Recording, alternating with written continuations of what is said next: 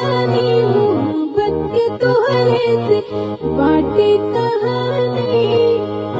ये तोहरा बात जमाना बा हम जियब न तोहरा बिन दिल तोह पे दीवाना बा हम जियब न तोहरा बिन दिल तोह पे दीवाना बा देखे में लौके लाई दुनिया जहान के बाकी ना मिलन होकेला धरती आसमान के हो